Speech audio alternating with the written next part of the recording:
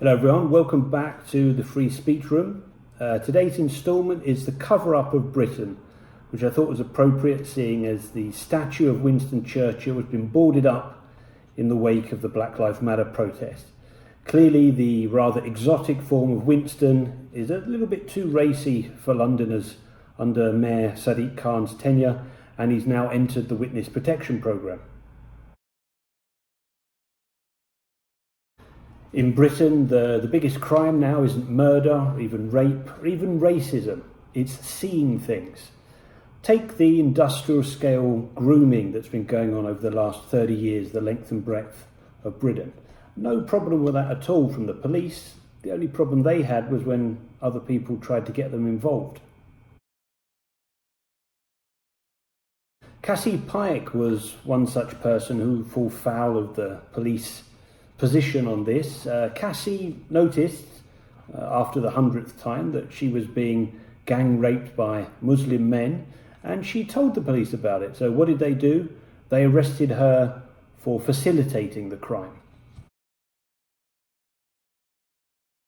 Sarah Champion, a Labour MP, she also thought she noticed something about Muslim grooming gangs, so she spoke out about it, was promptly sacked by Jeremy Corbyn, who thought she really ought not to have seen it.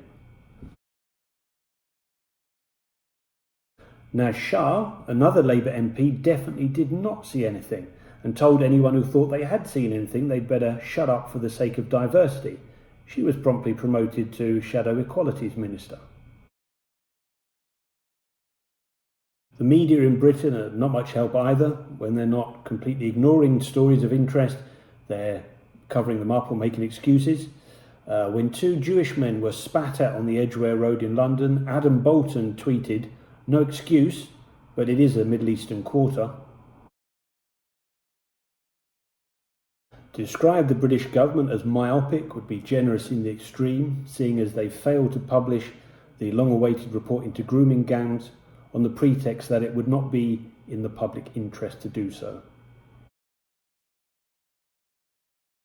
Whoever you are at the moment, it's no problem. Whatever you do, you can smash the place up as long as you don't actually see anything, certainly anything that runs contrary to the accepted narrative. Who can forget Trevor Phillips, Equality Czar, who was doing great with his Islamophobia shtick, and then he had a bit of a change of heart and actually examined the figures and concluded there were some problems with the Muslim community and was instantly suspended from Labour for, you've guessed it, Islamophobia. As for poor old Winnie, not only has he entered the witness protection programme, but that may not be enough. He may soon be stuffed into a museum or perhaps even an asylum, and as we can see, he also appears to have disappeared from Google.